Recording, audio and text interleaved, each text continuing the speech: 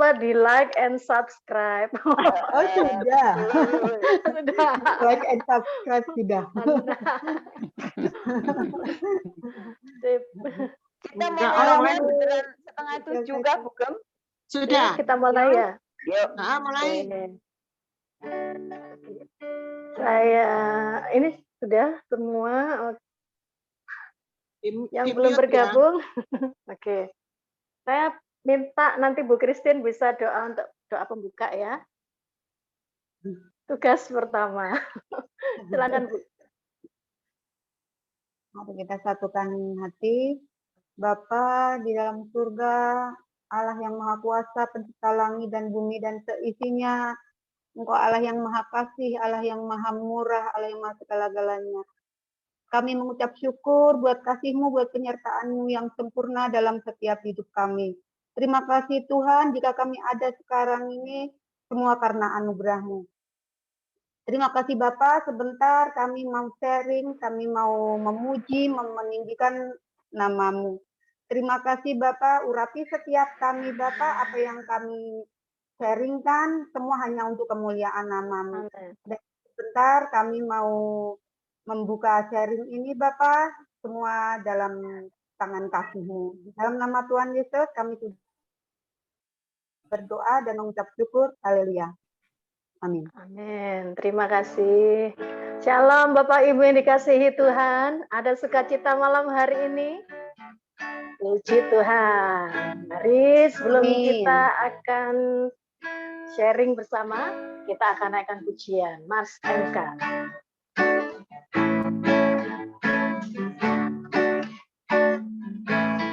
Di mana pun berada, muliakan Tuhan Yesus, bergerak dengan cepat, menangkan jiwa-jiwa selalu yang terdepan, kabarkan sukacita.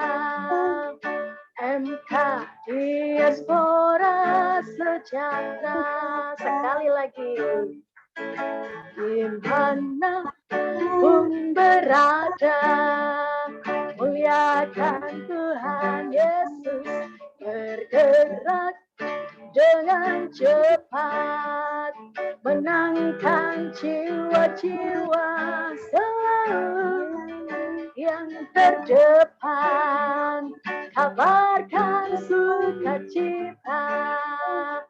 MK Diaspora Sejahtera.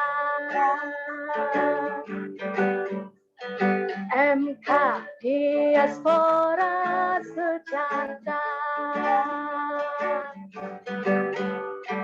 MK Diaspora Sejahtera. MK ada di mana-mana, bergerak cepat, selalu terdepan. MK, murid Kristus, yes we can. Haleluya.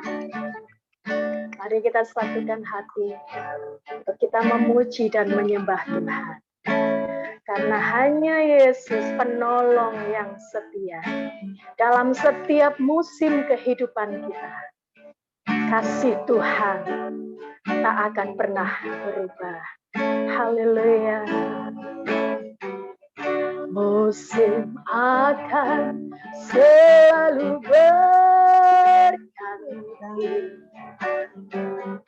Kasih Tuhan tetap abadi. Takkan berubah sampai selamanya.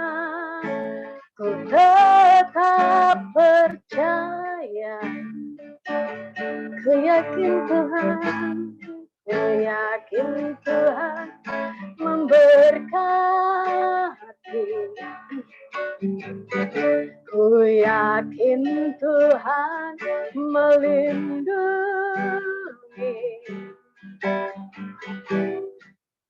Burung di udara Tuhan pelihara karena kasih-Nya. Tuhan selalu menolongku, selalu menjagaku, sehelai di rambutku tak akan terjatuh tanpa seizin-Mu. Tuhan selalu menolongku, selalu menjagaku.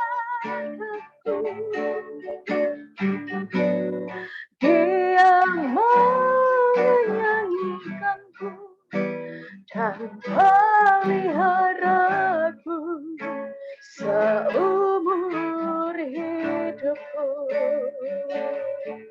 Akan pujian ini, musim akan selalu berkati. Oh ya, kasih Tuhan tetap abadi, takkan berubah sampai selamanya. Ku tetap percaya, ku yakin Tuhan memberkati. Ku yakin Tuhan melindungi.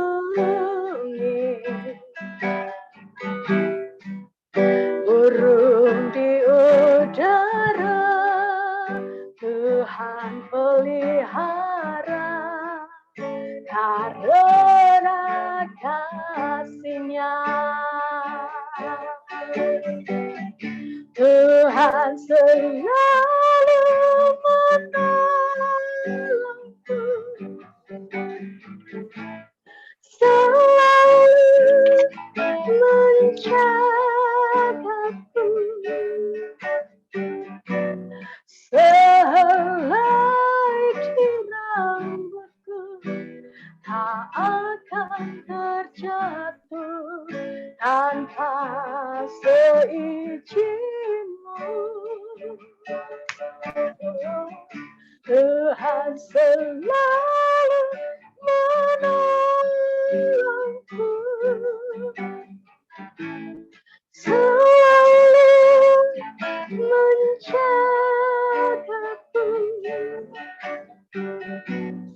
Dia mengenyangkanku dan peliharaku seumur hidupku. Tuhan selalu menolongku,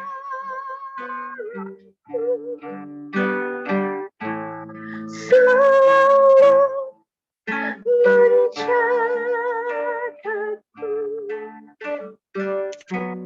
sehelai di rambutku tak akan terjatuh tanpa seizin-Mu. Tuhan selalu menolongku, selalu menjagaku. Dia mengenyangkanku dan peliharaku seumur hidupku. Dia mengenyangkanku dan peliharaku seumur hidupku.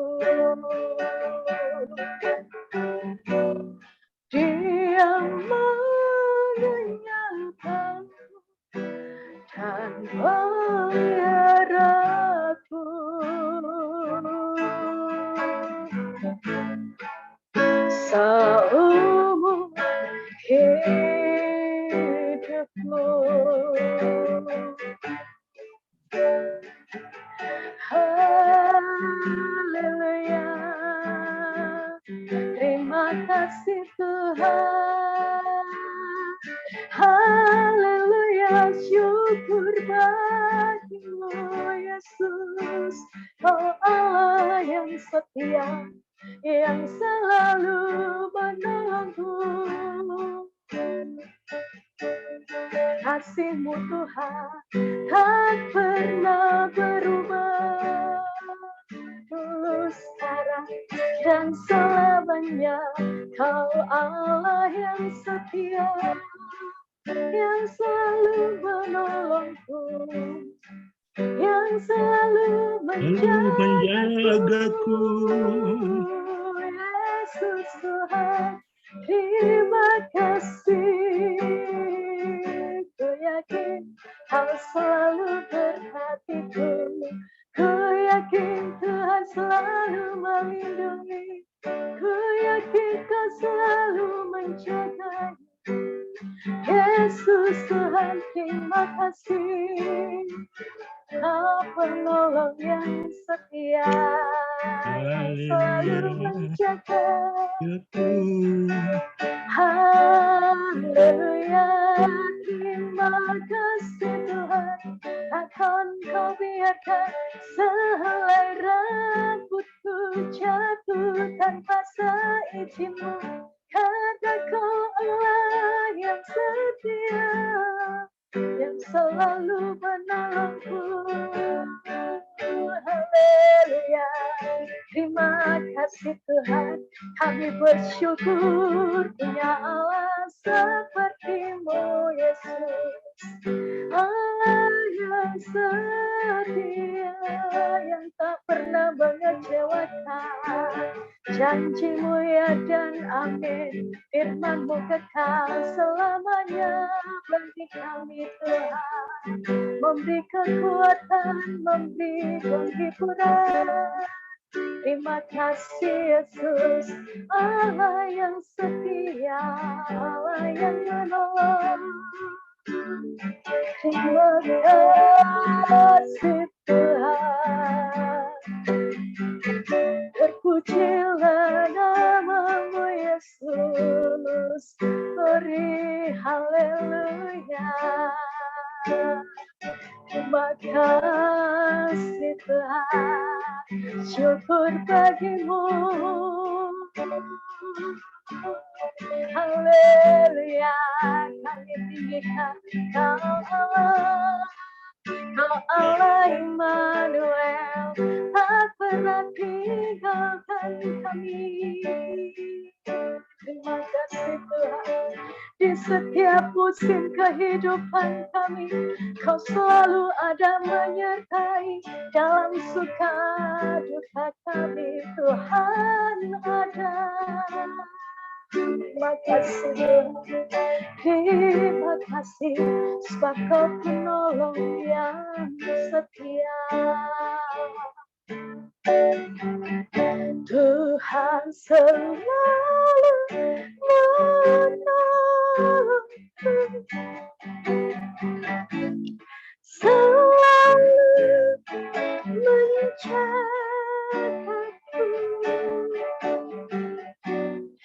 Sehelai rambutku tak akan terjatuh tanpa seizin-Mu. Tuhan selalu menolongku, selalu menjagaku.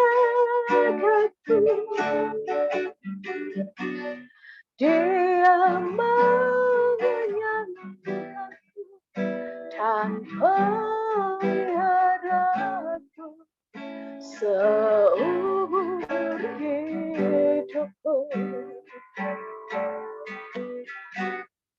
Benar Tuhan, Engkau Allah yang selalu menolong kami. Di setiap musim kehidupan kami, Engkau tidak pernah meninggalkan kami. Bahkan sehelai rambut kami tak akan terjatuh tanpa seizin-Mu. Terima kasih Allah, kami mengucap syukur. Saat ini Bapa, bersabdalah melalui hamba-Mu Ibu Sonia. sampaikan isi hati-Mu kepada kami, agar kami tahu apa yang harus kami lakukan untuk kami menyenangkan hati Tuhan. Terima kasih Bapa, berkati urapi hamba-Mu, sembunyikan di balik salib-Mu, tutup bungkus dengan kuasa darah-Mu. Kami sambut firman-Mu dalam nama Tuhan Yesus. Haleluya. Amin. Puji nama Tuhan. Saya persilakan Bu Sonia. Amin. Makasih Bu Eli. Shalom Bapak Ibu, sehat semua kah? Pak Iwan belum datang ya. Oh ini Pak Iwan datang, puji Tuhan. Takutnya lupa jamnya. Enggak, Bu. Baiklah. Ini sudah jam, saya usahakan cepat ya, jam 7 kurang 10. Oke. Kita belajar pada buku Warta minggu pertama. Kalau buku Christine mungkin tahu ya, dari buku Warta ini minggu pertama ya. Ambil bahannya dari situ. Dengan judul tugas murid adalah belajar dari guru. Gitu ya. Nah, Bapak Ibu, kita ini kan dahulunya adalah orang-orang berdosa, atau sekarang masih berdosa ya, disebut budak dosa karena kita itu dikuasai oleh dosa gitu ya. Nah, tetapi ketika kita dalam hati percaya, mulut mengaku bahwa Yesus adalah Tuhan, saat itu juga kita diselamatkan. Gitu ya. Karena dosa kita sudah diambil alih oleh Tuhan Yesus. Ketika kita beriman, percaya kepada Tuhan Yesus, kita diselamatkan gitu ya. Kita itu sebetulnya nggak ada bener, kita itu nggak melakukan apa-apa, belum melakukan apa-apa. Ketika kita percaya aja loh, kita sudah diselamatkan. Itu yang namanya kasih karunia. Nah, status kita dulu adalah budak dosa, tetapi ketika percaya kepada Tuhan Yesus, status kita berubah menjadi anak-anak Allah, gitu ya. Nah, kita dibenarkan dan menjadi anak-anak Allah. Setelah melalui proses pembenaran, kita dibenarkan, kita berpindah kepada proses yang namanya pengudusan. Pengudusan itu apa? Proses pendewasaan diri, ya. Mendewasakan diri dari manusia lama menjadi manusia baru, ya. Nah, ketika kita jadi anak Allah, kita itu punya hak loh. Hak kita itu apa? Kita punya hak untuk menerima berkat Tuhan. Kita menerima hak untuk menerima baptisan Roh Kudus. Kita punya hak untuk minta dilepaskan dari kutuk-kutuk, dari kuasa-kuasa iblis, dari kutuk-kutuk, dari macam-macam yang memperbudak kita, kayak kecanduan dan lain sebagainya, kita bisa minta Tuhan lepaskan. Gitu ya. Nah, kalau ada hak, pasti ada kewajiban. Kewajiban kita sebagai anak Allah itu apa? Pertama, kita wajib untuk bersaksi, untuk menyampaikan firman Tuhan. Kita juga punya kewajiban untuk melayani. Nah, tetapi ada satu kewajiban yang paling penting. Apa kewajiban? Apa? Kewajiban untuk menjadi murid. Nah, dalam proses pengudusan, pendewasaan diri, berpindah dari manusia lama ke manusia baru, kita punya kewajiban untuk menjadi murid. Muridnya siapa? Ya tentu saja muridnya Tuhan Yesus yang telah menyelamatkan kita, gitu ya. Nah, mari kita baca di Matius 11 ayat 28.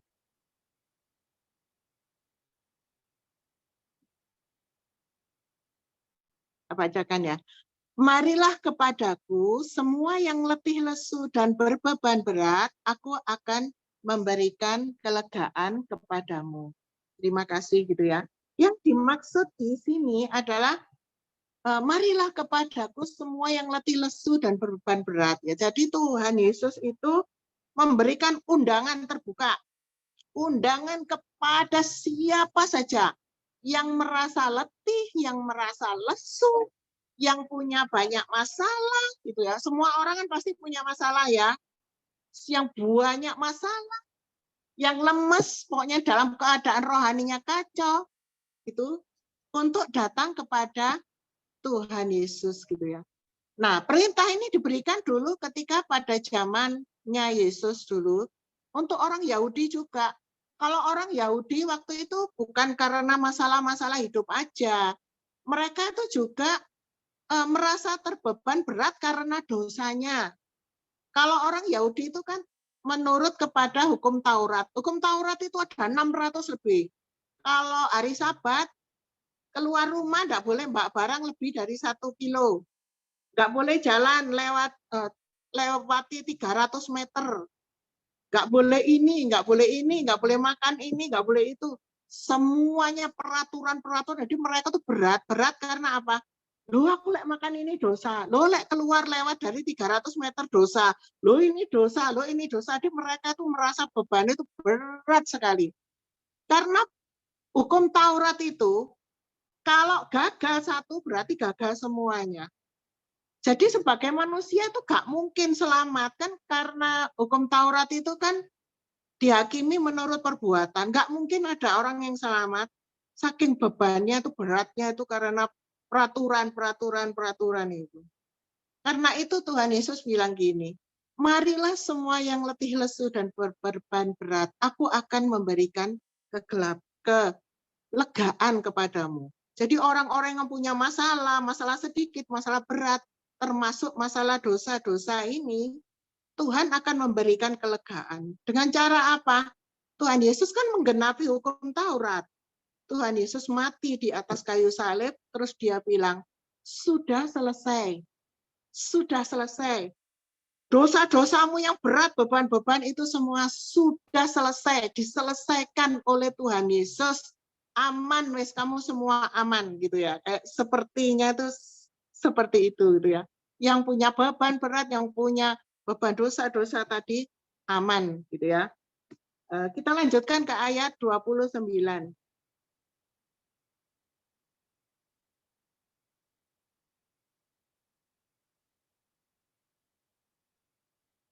Pikulah kuk yang kupasang dan belajarlah padaku, karena aku lemah lembut dan rendah hati, dan jiwamu akan mendapat ketenangan. Sebab kuk yang kupasang itu enak dan bebanku pun ringan. Amin.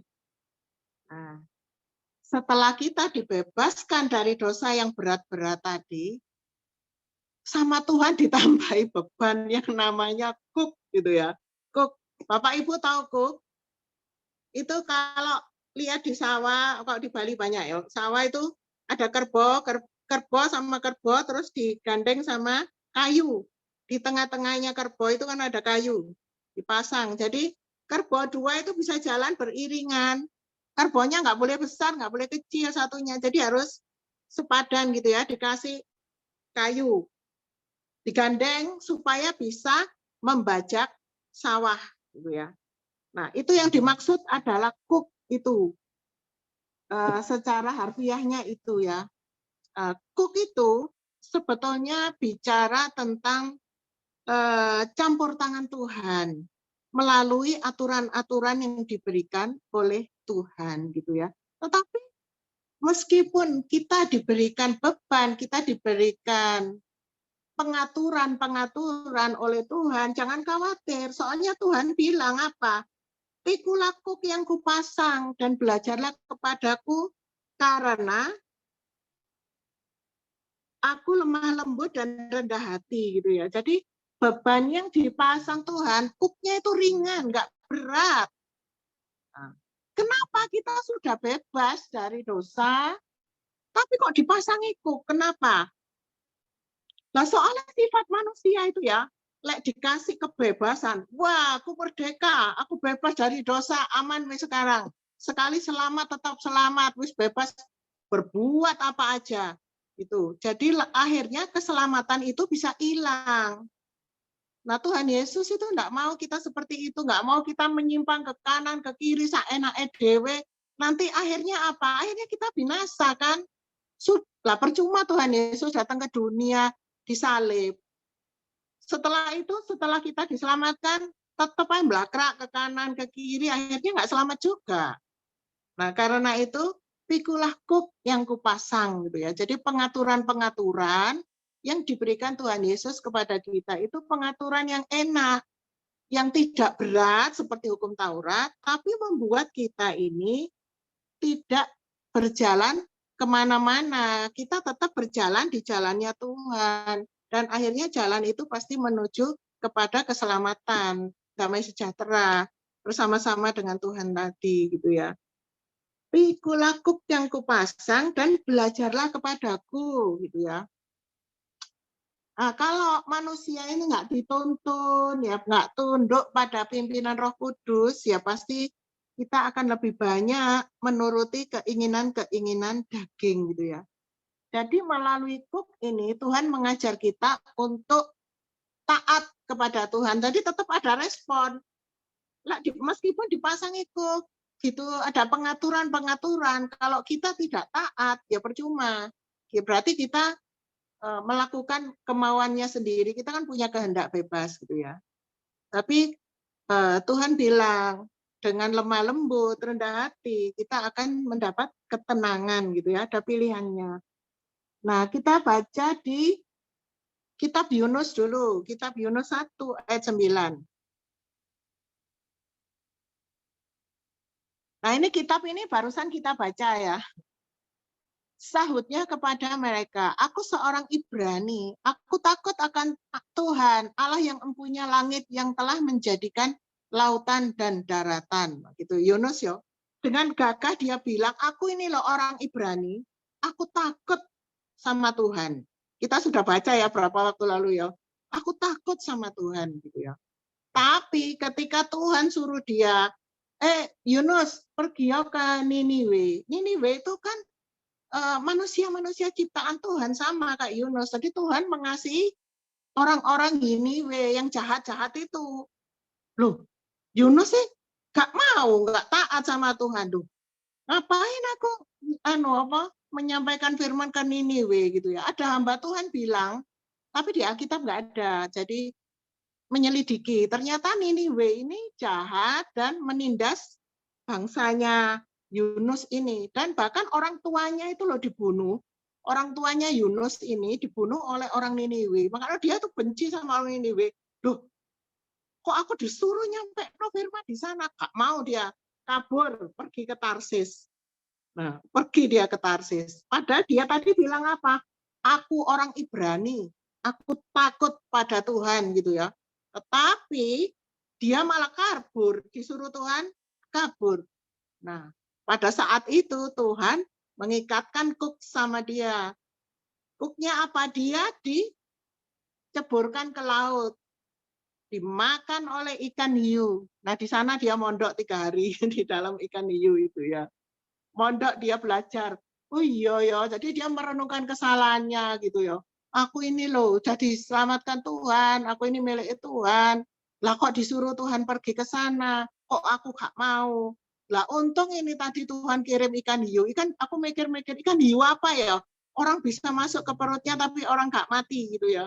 Tuh, Tuhan kirim ikan hiu yang spesial untuk menyelamatkan aku gitu ya. Jadi dia merenung-renung, akhirnya dia bertobat. Akhirnya Yunus taat kepada Tuhan gitu ya. Nah, pada waktu Yunus sudah taat kepada Tuhan, dia kan berkhotbah di kota Niniwe. Kalau di sini ya ada orang yang nggak percaya 1000 misalkan, ada hamba Tuhan yang khotbah, paling yang percaya cuma beberapa aja.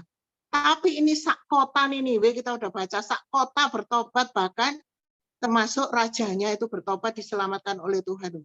Luar biasa. Tapi tetap Tuhan itu butuh kita, butuh Yunus, termasuk butuh kita sebagai partner kerjanya. Tetap butuh orang untuk menyampaikan firman Tuhan gitu ya. Nah, itu termasuk adalah kuk. Nah, sekarang kita kembali ke eh, belajarlah kepadaku karena aku lemah lembut dan rendah hati. Nah Tuhan, selain kita taat, dipasang ikut, kita juga disuruh belajar sama Tuhan untuk rendah hati dan lemah lembut gitu ya. Tuhan Yesus itu yang waktu menjadi manusia, Tuhan Yesus itu lembut loh kepada semua orang. Memang kadang-kadang ada perkataannya Tuhan Yesus yang agak keras gitu ya, tapi itu timbul dari hatinya yang penuh dengan roh kelemah lembutan. Tuhan menegur dengan keras supaya apa? Supaya orang yang ditegur itu juga selamat gitu, ada tujuannya. Itu termasuk masih lemah lembut gitu ya. Dia pernah bertemu dengan Sakius. Bapak Ibu ingat Sakius? Sakius itu pemungut cukai, kalau cerita sekolah minggu ya, pemungut cukai. Zaman dulu itu dibenci pemungut cukai, soalnya jahat, suka memeras. Jadi kalau pemerintah misalkan menyuruh mengambil pajak tiap rumah 100.000, nah dia ngambilnya 500.000 gitu ya. Jadi dibenci pemungut cukai itu. Tetapi ketika Tuhan Yesus bertemu Sakius, apa yang dikatakan? Waktu itu kan Tuhan Yesus bertemu dengan banyak orang. Sakius itu orangnya pendek, jadi dia itu mau lihat Tuhan Yesus tuh naik pohon gitu ya. Terus Tuhan Yesus tuh menghampiri dia dengan lemah lembut. Tuhan Yesus bilang gitu, Sakius itu orang berdosa dan dibenci semua orang. Tapi Tuhan Yesus bilang apa? Hai Sakius, turunlah, aku mau makan di rumahmu gitu ya. Wow, hatinya Sakius paling kayak apa ya? Sakius itu tahu orang berdosa, dibenci orang. Tetapi Tuhan Yesus dengan lemah lembut bilang, turunlah aku mau makan di rumahmu. Gitu ya. Jadi setelah Yesus makan di rumahnya Sakius, apa yang terjadi? Sakius dan seluruh isi rumahnya itu bertobat. Bahkan orang-orang yang pernah dirugikan sama dia dikembalikan 4 kali lipat. Gitu ya. Jadi orang-orang bertobat karena Tuhan Yesus itu menegur dengan lemah lembut gitu ya. Dengan mengasihi itu bisa berdampak besar seperti Sakius yang bertobat gitu ya. Pernah juga Tuhan Yesus bertemu orang berdosa. wanita pelacur yang menjajakan diri. Itu sama orang Yahudi itu mau dihukum, mau dilempari batu sampai mati itu hukumannya, orang yang menjajakan diri ini. Tetapi Tuhan Yesus bilang apa? Ibu, pergilah, jangan berbuat dosa lagi gitu ya. Aduh, lemah lembut Tuhan Yesus itu ya. Orang berdosa kayak gitu, gak dihukum malah pergilah, jangan berbuat dosa lagi. Tapi apa yang terjadi? Wanita itu kan bertobat kan akhirnya. Nah, begitu. Jadi Tuhan menyuruh kita untuk belajar kepada Tuhan tentang kelemah lembutan yang seperti ini. Kelemah lembutan yang penuh kasih, menegur juga tidak apa-apa, tapi didasari oleh kasih yang bisa mengubahkan orang. Ya. Terima kasih. Terus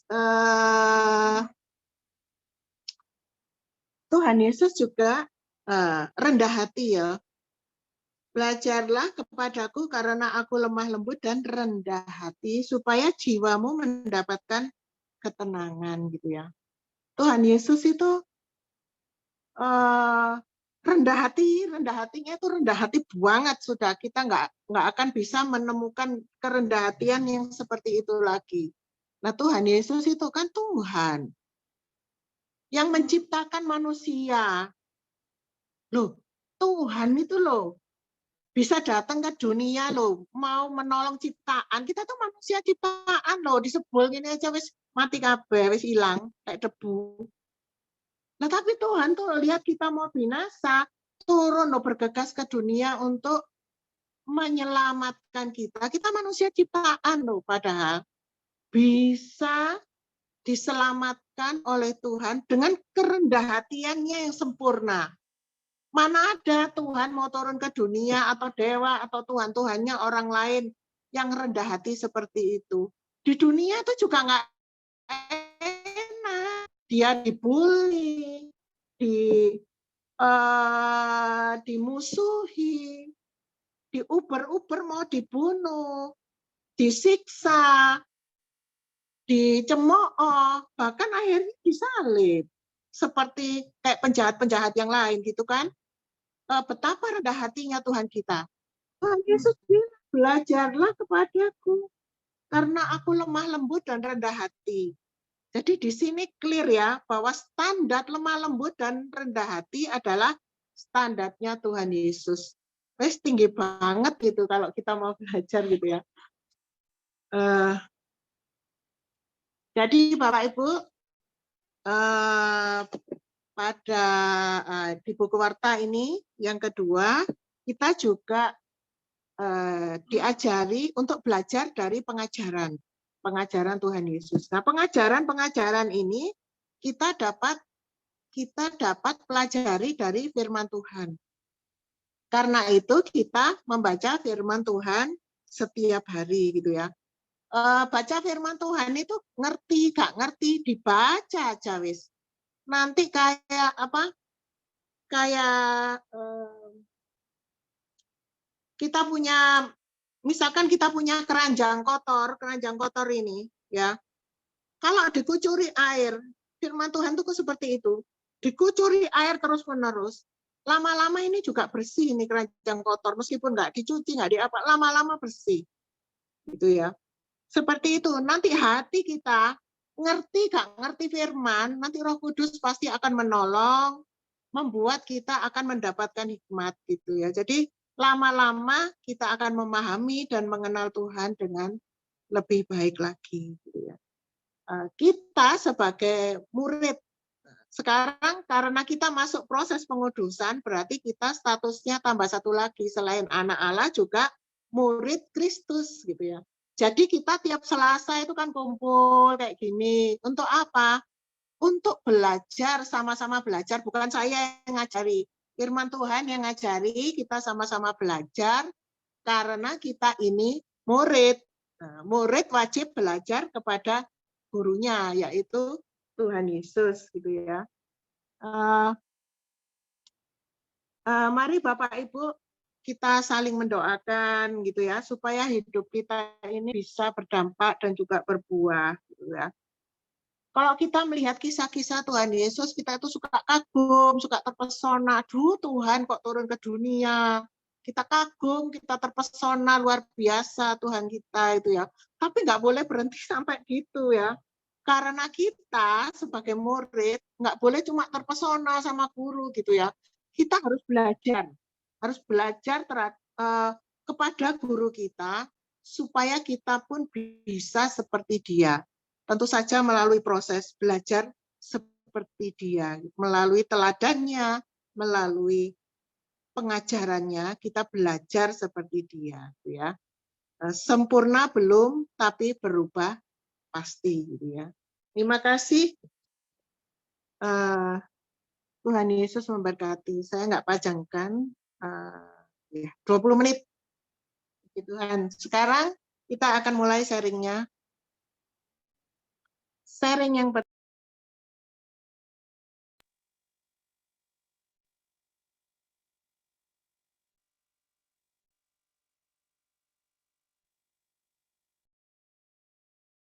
Bisakah, Brian?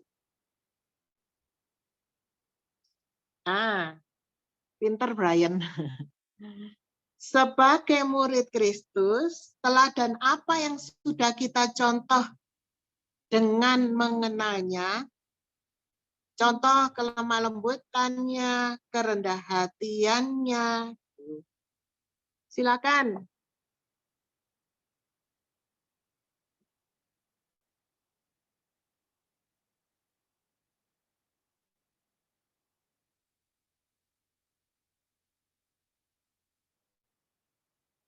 Silakan, mungkin Pak Iwan lebih dahulu.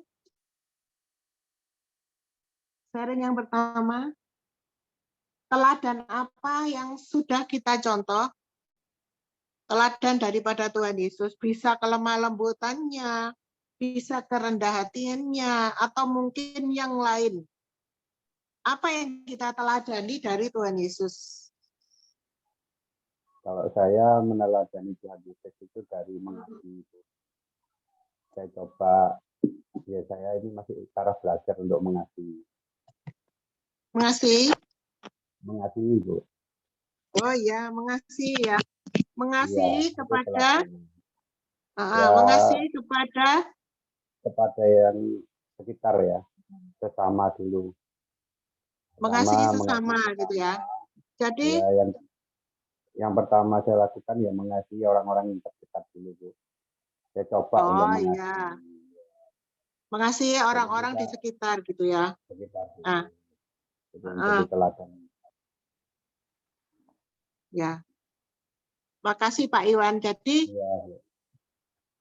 sudah standarnya Tuhan Yesus adalah mengasihi semua orang. Jadi mengasihi bukan mengasihi orang yang mengasihi kita gitu ya. Jadi bukan cuma mengasihi orang yang mengasihi kita, tetapi mengasihi semua orang, termasuk mengasihi orang yang memusuhi kita. Itu standarnya Tuhan Yesus gitu ya. Nah, kita mengasihi semua orang itu baik, mengasihi orang-orang sekitar kita itu baik. Tapi goalnya nantinya adalah mengasihi semua orang, termasuk mengasihi orang-orang yang nggak baik sama kita gitu ya. Bu Lucy mau nyambung? Itu yang paling berat, Bu. Itu yang Kenapa? paling berat. Itu yang paling berat, mengasihi orang yang memusuhi kita. Oh iya, memang mengasihi orang yang memusuhi kita itu berat. Itu memang kita harus coba, harus terus kita lakukan seperti teladan Yesus. Ya, itu kalau kita mengasihi seperti itu dengan kekuatan sendiri itu berat dan nggak akan ada orang yang bisa. Nggak bisa. Jadi perlu berdoa dengan mulut. Kalau saya ya berdoa bahkan dengan mulut gitu ya. Minta Roh Kudus, tak panggil, minta Roh Kudus supaya aku bisa mengasihi gitu ya. Aku ingin mengasihi orang ini, tetapi hati saya itu loh sakit, Roh Kudus, aku gitu. Aku tapi mau ambil keputusan untuk mengasihi orang ini gitu ya. Terus nanti sakit hatinya hilang. Gitu. Karena Roh Kudus itu selalu sepakat dengan firman. Bu Lucy mau nambah?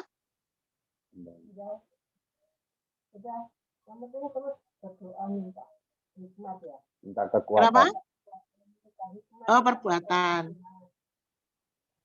Agak kurang keras Bu Lucy.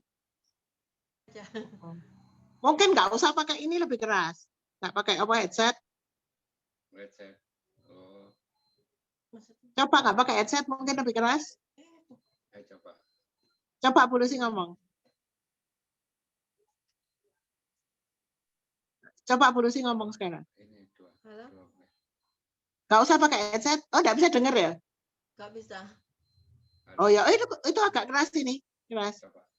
Ya, selain itu ya mungkin terus berdoa minta hikmat Tuhan supaya Roh Kudus terus mengingatkan kita untuk terus mengasihi gitu ya. Terutama mengasihi musuh kita, orang-orang yang memuji kita, itu aja. Oh ya, amin. Bagus.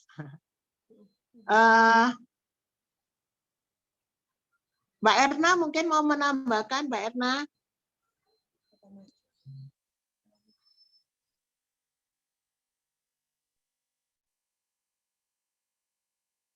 Mbak Erna bisa di-unmute. Iya, Bu. Ya. Ya. Apa ya? Belajar untuk tidak marah, teladan Tuhan Yesus, belajar mengurangi marah. Oh, belajar mengurangi marah. Terus marah gitu. Tapi belum sempurna, Bu. Belajar lemah lembut untuk menahan supaya belajar. Ya. Tapi belum sempurna ya, masih terus seperti Tuhan Yesus persis segini belum Bu. Oh iya, enggak apa-apa. Boleh marah betisnya sakit lagi loh. Apa? Boleh marah kalau betisnya marah sakit sebentar lagi. aja. Menahan. Bukan bukan menahan, apa ya namanya? Kalau marah nggak boleh sampai matahari terbenam, ya itu ada rambu-rambunya ya. Mestinya kalau marah itu bukan menahan ya. Kalau marah ditahan itu gak tambah kesel nanti hatinya itu. Mungkin Maksudnya- dikendalikan gitu ya. Di apa? Nah, iya, maksudnya menahan itu bukan menahan, nggak menahan menendam. Itu namanya menendam, Akhirnya gitu ya. menendam. Kalau itu mengendalikan maksudnya ya maksudnya supaya tidak marah bisa Bisa bisa ditahan. menguasai diri. Jadi kalau kesel mungkin ya cepat-cepat melepaskan pengampunan seperti itu ya. Jadi nggak sampai marah betul gitu ya. Mungkin Mbak Widya bisa menanggapi masalah marah ini. Mana Mbak Widya tadi aku ketok. Itu Mbak Widya. Bagaimana Bu Di maksudnya? radang situ-situ. Bagaimana kalau Mbak Erna tadi itu loh, masalahnya kan suka menahan marah, berusaha untuk menahan marah, nggak marahan gitu loh, nggak suka marah. Nggak suka marah. Supaya nggak suka marah. Menurut ini bagaimana? Ya, yang pastinya kita ketika diperhadapkan nih sesuatu bikin kemarahan ya, kita tarik nafas dulu, kita menenangkan diri dulu. Jadi kalau supaya mulut kita itu tidak mengeluarkan hal-hal yang kata-kata yang menyakiti, itu kan yang Tuhan takutkan, gitu. Karena kalau sudah emosi, mulut ini tidak terkendali, ngomongnya banyak negatifnya. Jadi kita tenangkan dulu, habis itu setelah tenang, kemudian baru kita cerna. Terus bagaimana kita menyikapinya. Biasanya kalau sudah tenang itu, bahasa kita bisa lebih halus. Kayak gitu. Jadi selama kita masih marah, mending nggak usah ngomong deh. Daripada berbuat dosa.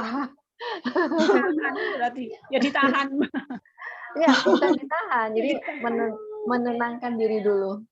Ya, mungkin agak gitu, tapi kita tarik nafas gitu.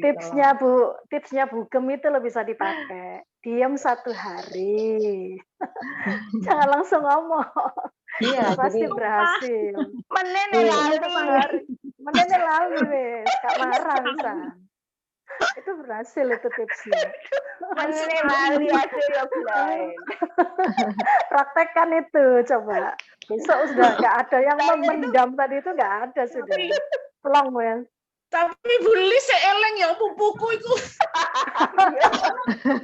Buli seeleng Marah, pupuku. engkau pupune sakit. Kalau bukan saya itu kemarin di EE Center itu kita ada parenting gitu ya. Tentang anak-anak. Boleh marah, boleh. Bahkan anak yang salah harus dimarah gitu ya. Tetapi gini indikatornya, setelah kamu marah, anak itu nangis, kamu sedih nggak? Kamu marah karena kamu itu pengen dia lebih baik nggak? Atau setelah kamu marah, kamu ingin, lego aku. Nah, itu indikatornya. Yang nggak boleh adalah sudah marah, kita itu lego, karena sudah tak lampiaskan. Itu yang nggak boleh. Kalau marah, boleh. Dengan tujuan bahwa saya mau kamu jadi lebih baik gitu. Tak simpen sedih kali aku bukan. Aku menilai Kasusnya beda sama Bu Eli. Nah, Bu Eli memang berhasil gitu. Betul.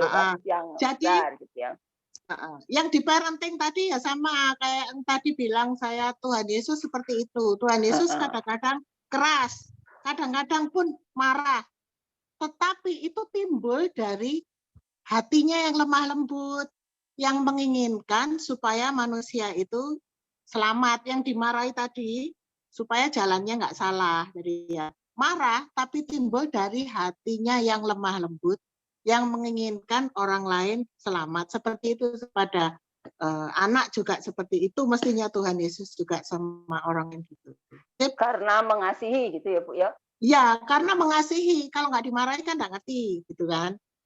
Beda lah sih sama Bu Eli, memang itu khusus untuk Bu Eli. Marah bahaya lek gak nginep sedino. Oh, Lah Bu kuncinya Eli bukan Berdosa. marah dulu itu suka gak telaten. Jadi perkataan yang sudah keluar itu kan gak bisa ditarik lagi. Jadi aku Kalau suruh besok aja ngomongnya gitu. Soalnya ya. kalau itu udah marah itu nggak bisa tarik lagi. Keadaan Iya. bisa makin lebih buruk. Mm-mm. Kalau sama anak ya itu seperti Tuhan Yesus sama kita, terdorong oleh kasihnya, gak kepingin anaknya kenapa-kenapa, marahilah gitu ya. Puji Tuhan. Siapa lagi? kalau marah berbuat dosa ya Mungkin harus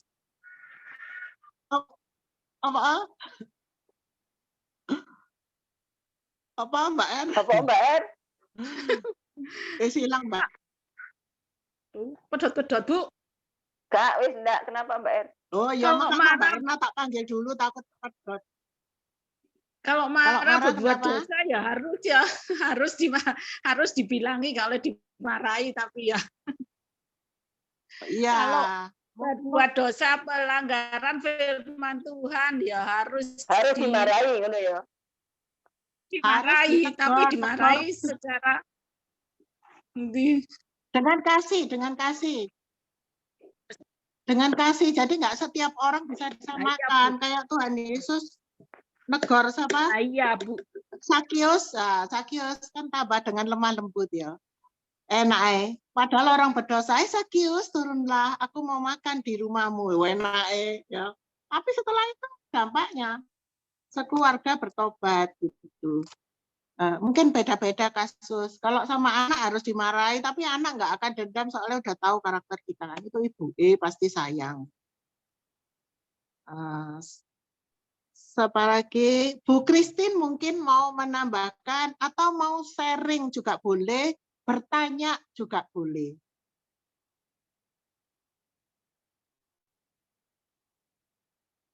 Itu mic-nya dibuka dulu. Mic-nya dibuka dulu Bu Christine. Itu yang ada garis merah dipencet sebelah nama Kris, sebelah nama. Lah, ya. Oke. Sharing Ya, boleh, sharing pengalaman boleh. Ya, Tentang Tuhan memang firman sangat boleh. baik ya. Iya. Saya ini aja ya, jadi pengalaman kita aja.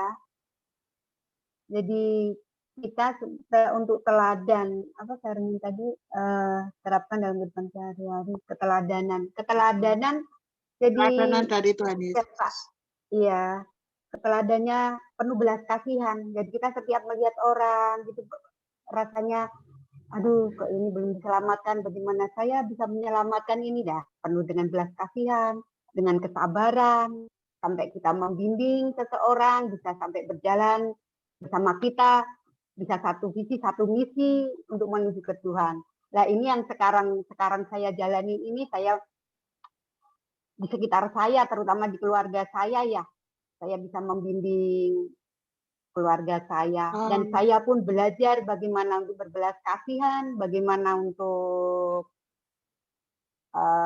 berbuat baik. Itu kan teladan Tuhan Yesus juga ya, berbelas kasihan, berbuat baik, dan bisa menjadi berkat dengan yang lain. Itu pengalaman luar biasa. Bu Christine keluarganya sabar itu enggak ada batas. Ya. Sabar ya, keluarganya kenal Tuhan semua atau sebagian? Ya, satu aja anak kenal Tuhan, tapi ini dalam proses kita belajar untuk lebih mengasihi Tuhan Yesus. Ya, kalau keluarga yang lain, mungkin kakak, adik, Bu Christine. Saudara, saya dari asal mulanya dari seberang. Muslim kah? Muslim apa Hindu? Iya. Muslim. Oh. Ya, Muslim. Saya tulisan Arab juga tahu. Tahu semua. Keluarga Muslim, Bapak Ibu masih Muslim. Nah, itu perjuangan saya juga untuk berdoa terus. Makanya saya dengan hati penuh belas kasihan untuk keluarga. Bagaimana Tuhan, aku sudah diselamatkan Tuhan. Aku merindukan saudara-saudaraku, orang tuaku juga diselamatkan. Nah itu dengan belas kasihan saya selalu berdoa. Ya tidak gampang juga perjuangan hidup. Banyak kalau kita semakin dekat sama Tuhan tuh semakin, kerikil-kerikil ini muncul. Tapi tetap percaya Tuhan aja.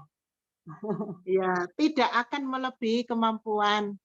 Bu Ya. Christine tetap semangat. Bersama Tuhan Semangat. pasti bersama Tuhan pasti akan terasa ringan karena Tuhan campur Amin. tangan gitu ya. Nanti Iya, amin. kapan-kapan kita doakan untuk orang tuanya gitu ya. Ya. Baiklah, terima kasih. Pak Sugeng.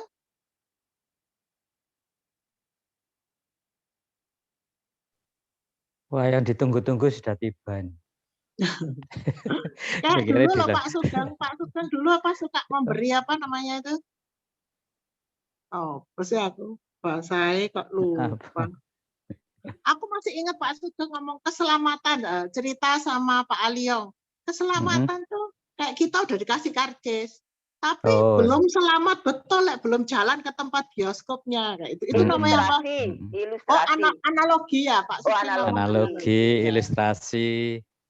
Kangen sama analoginya Pak Sugeng. Apa kalau ini temanya tadi pertanyaan sharingnya tadi keteladanan Yesus, saya kok dengan karakter yang ada pada saya ya kayaknya lebih yang yang menonjol tuh enggak terima kalau melihat ketidakadilan, enggak seneng, enggak sejahtera begitu loh. Bersikap adil. Iya, atau mungkin lebih ke ini kalau cerita Alkitab pada waktu Yesus mengobrak-abrik rumah ibadah rumah tempat Tuhan yang dibuat jualan itu. Dibuat jualan dengan alat tukar, binatang-binatang masuk semua ke halaman rumah suci itu. Itu kayaknya lebih ke sana, Bu. Kalau ada ilustrasinya itu lebih ke sana. Jadi praktek sehari-hari itu ya kalau melihat orang skarpe dewe, memperlakukan orang itu semena-mena, apalagi dia tingkatnya lebih tinggi, terus ke bawahannya diperlakukan semena-mena, seenaknya gitu. Atau yang gampang aja praktek sehari-hari di tempat kerja gitu. Senior dan junior. Senior ada dibantu dengan junior anak baru gitu ya. Terus karena keseniorannya memerintah atau apa, jadi dia sepertinya enak-enakan, ada yang bantu gitu loh. Disuruh ini, suruh itu, dia leha-leha, santai gitu. Itu saya hati ini enggak terima, kayak setengah mendongkol gitu loh. Cuman karena bukan kapasitas saya untuk menegur ya sudah, tapi dalam hati ini enggak terima. Atau ya seperti gitulah ya. Jadi panggilan hatinya ingin segala sesuatunya itu adil. Kalau melihat yang ada yang tidak diperlakukan dengan adil itu ingin menegur, ingin membenarkan, membetulkan gitu loh bagaimana. Tapi ya puji Tuhan, Tuhan beri hikmat dan kesabaran pada saya sehingga saya tahu kapasitasnya. Kapasitas saya lah apa. Kalau memang itu hak saya, dalam lingkup saya memang itu tugas saya ya saya lakukan sebaik mungkin. Tapi kalau enggak ya kadang-kadang saya ambil cara lah. Pendekatan atau pas ngobrol-ngobrol itu saya ungkapkan. Itu hukum. Ya, itu bagus sekali. Jadi kata kuncinya adalah hikmat itu tadi ya. Jadi harus meskipun ingin membenarkan yang salah-salah itu tadi tetap butuh hikmat dari Tuhan ya supaya dalam menegur, dalam melaksanakan keadilan bagi orang lain itu tetap ada damai sejahtera gitu ya. Jadi keadaannya tetap aman gitu ya. Enggak bikin kisruh, enggak menegur nanti yang sana sakit hati, yang sini enggak gitu ya. Hikmat kata kuncinya, belajar teladan hikmat gitu ya. Pernah ini juga pernah ada peristiwa pada waktu saya naik motor gitu ya, di depan saya itu ada mobil bagus gitu. Ya sekitaran jalan yang saya ingat ya beberapa kali sih, cuman yang saya ingat itu di SKI. SKI ya, Ranu Grati terus itu Bu ya. Kan jalan besar tuh. Kok buang sampah itu seenaknya pure di depan saya. Itu saya sudah mendongkol gitu loh. Aduh ya apa sih orang ini. Mau saya kejar, mau saya tegur, tapi saya ingat kembali lagi. Diingatkan oleh, ya saya yakin itu Roh Kudus ya. Tuh, kamu ini loh si ketok Cinone. Orang sing kamu tegur bukan podo Cino. Lah belain tak golek rame. Akhirnya saya sudah ngelus dodot. Ya itulah. Padahal waktu ini spontan gitu, Bu. Tapi ya Tuhan kasih hikmat, Roh Kudus kasih pengertian kok. Iya sih. Akhirnya ya sesuai apa yang Tuhan Roh Kudus tadi bicara, ya sudahlah ngalah aja. Apa kapasitasmu? Kalau memang itu tugasmu ya sudah.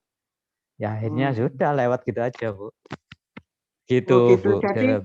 Jadi kalau mau melaksanakan firman, diperintah 1 mil, jalanlah 2 mil. Pak Sugeng harus turun dan mengambil sampah itu. Waduh. Selak telat kerja nih. Tidak bisa menegur, berarti Pak Sugeng itu tugasnya untuk membereskan sampahnya. Waduh. Melaksanakan firman itu seperti itu. Sampahnya. Saringannya tambah lama, tambah halus. Saya pernah kayak Pak Sugeng juga melihat begitu. Ya. Kan nggak nutut, jadi tak lewat itu. Begitu nyampe di kantor, bikinlah saya status. Sekolahnya kurang suwe, jadi buang sampah sembarangan. Gitu. Itu curhat. Podo darah panas soalnya. Podo darah panas sih. Curhat timbangannya pegel curhat ya. Iya. Curhat di status. Lek mungut sampah ya mbo ya bukan piye ya. Nah itu kan solusi Telat termasuk memungut sampahnya. Iya. Kan Pak Sugeng tidak suka ada sampah dibuang sembarangan. Menegur orangnya tidak pada tempatnya. Tapi kalau mengambilkan sampahnya itu kan juga penyelesaian solusi. Habisnya ambil dicemplung nang mobil meneh, Sugeng. Loh jangan dibuang ke Maret-maret sampah. kena mobil belakangnya Jalan lagi. Kan banyak. Jangan ke mobil. Sampai di jalan raya, Bugem lah turun kok ya apa lah macet nih. Dibuang lagi. Nyapu sih. Macet jalan nih. Tapi lagi beredar video orang yang buang sampah sembarangan itu orang kalau di luar negeri, orang yang jalan dia ambil sampah itu dia masukkan lagi ke kaca mobilnya. Itu bagi mereka itu mendidik gitu. Jadi diambil lagi itu sampahnya dimasukkan lagi ke mobil orangnya. Loh. Mendidik kalau buat saya sih. Oh gitu. Angkat tangan deh, agak ngerti aku. Tapi ya betul, Bugem. Kita kasih teladan untuk soal sampah gitu ya. Kalau di mall-mall, di tempat yang bersih-bersih gitu, terus ada sampah, memang kadang saya juga tergelitik untuk ini, untuk mungut, untuk buang ke tempatnya yang benar gitu. Betul memang ada jiwa di situ lah. Panggilan itu ya. Mbak Cuni mau menambahkan Mbak Cuni?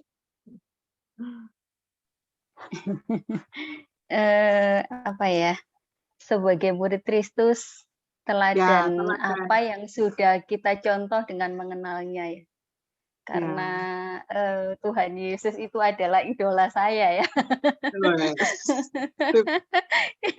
Aduh, saya terkagum-kagum kali. Keren. Yang saya kagumi itu yang menjadi contoh dalam kehidupan Tuhan Yesus ketika menjelma menjadi manusia ya, bahkan sampai sekarang itu kelemah rembutan dan kerendah hati. Itu yang saya juga mengejar itu ya. Karena saya itu orangnya juga bukan orang yang sabar, bukan orang yang rendah hati. Cuman saya terus belajar dan terus minta pimpinan Roh Kudus untuk saya benar-benar bisa mendapatkan hati yang lemah lembut, hati yang rendah hati gitu loh. Kan ini dalam Kolose 3 ayat 12 ini Mbak. Karena itu sebagai orang-orang pilihan Allah, yang dikuduskan dan dikasihinya, kenakanlah belas kasihan, kemurahan, kerendahan hati, kelemah lembutan, dan kesabaran. Nah, kita kan sebagai orang-orang pilihan Tuhan, kita seharusnya kan mengikuti apa yang menjadi teladan kita. Teladan kita kan Yesus Kristus Tuhan ya. Jadi secara bertahap kita mau harus juga didorong, dituntun Tuhan, dituntun Roh Kudus untuk keserupaan dengan kesegambarannya kan. Tuhan Yesus memiliki hati yang lemah lembut, murah hati, sabar, rendah hati. Itu kan semua ada dalam pribadi Tuhan. Kita semua berusaha semampu kita dengan pimpinan Roh Kudus untuk kita berjalan di dalam itu ya. Dan dengan kita memiliki hati yang lemah lembut, kita dapat menuntun orang yang suka melawan, contohnya ya. Sebab mungkin Tuhan memberikan kesempatan kepada mereka untuk bertobat dan memimpin mereka sehingga mereka boleh mengenal kebenaran. Itu saja, Bu Gem. Ya, bagus, luar biasa Mbak Juni. Jadi tetap semangat. Minta pimpinan Roh Kudus ya, bersedia dipasang itu taat. Jadi kalau taat firman Tuhan tuh nggak perlu sing angel-angel mikirnya gitu loh, pokoknya dapat firman apa lakukan, dapat firman apa lakukan, dapat firman apa lakukan, wes gitu aja. Nggak usah mikirnya panjang-panjang. Dengan begitu nanti teladan Tuhan Yesus itu kita bisa mengikutinya ya, meskipun melalui proses gitu ya. Ya, terus memang taat semuanya kepada firman proses. Tuhan. Taat kepada firman Tuhan. Iya, cuma kadang-kadang itu kalau saya berpikir masalah proses ya,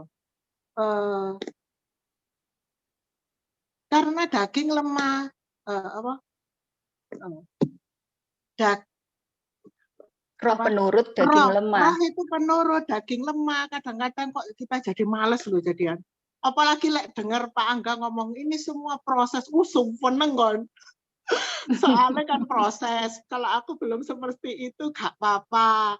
Oh, daging lemah, roh penurut, tapi dagingku lemah. Jadi kalau aku belum sampai situ kan gak apa-apa gitu ya. Kadang-kadang jadi lemah aku dengar ini. Jadi ini perenunganku sendiri gitu ya.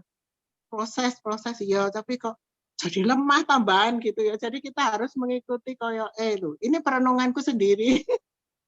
Ayatnya sebelum daging lemah, roh itu memang penurut apa ayat sebelumnya? Berjaga-jagalah dan berdoa ya, karena daging itu lemah, roh memang penurut. Roh memang penurut, tapi daging lemah. Ya, berjagalah dan berdoalah ya. Jadi harus satu ayat itu semuanya kita renungkan. Ojo sing daging lemah, roh penurut itu ya. Itu aku merenungkan berapa hari ini. Enak ya. Oh proses berarti selamat, aku kurang gak iso kak apa selamat gitu ya. Tapi harus ada usaha untuk bersungguh-sungguh meskipun tidak akan pernah sempurna ya. Siapa yang berjaga-jagalah dan berdoalah supaya kamu jangan jatuh ke dalam pencobaan. Roh memang penurut tetapi daging lemah. Ya itu harus ayat atasnya itu harus diikuti dulu. Itu kan satu ayat gitu. Tapi Bu Gem, semakin kita ingin naik level, saya masih ingat perkataan Bu Sulis ya. Kalau kemarin itu waktu semakin kita mendekat sama Tuhan, kita semakin kayak Bu Sulis kayak gelisah kayak gitu ya. Itu memang hari-hari ini pernah saya alami. Oh iya, saya gini. Kayak kata-katanya Bu Sulis, saya ingat itu terus ya. Semakin saya mau naik level, kegelisahan itu muncul. Terus kayak kurang, ayo Mbak Juni ya. Bener, sepertinya kayak bejana yang mau diisi. Semakin diisi dia semakin kurang gitu loh. Mungkin pengertiannya gitu ya. Kali hari-hari ini saya terus ke level gitu naik kok semakin haus gitu loh. Dan semakin gelisah, tapi puji Tuhan sekarang udah nggak hilang gelisahnya. Sudah hilang, sudah. Ya, puji Tuhan, sudah. Puji Tuhan. Ya kadang-kadang itu karena haus dan lapar, kadang-kadang itu juga ada dakwaan, kadang-kadang ada teguran dari Roh Kudus, ya gitu lama-lama kita bisa membedakan.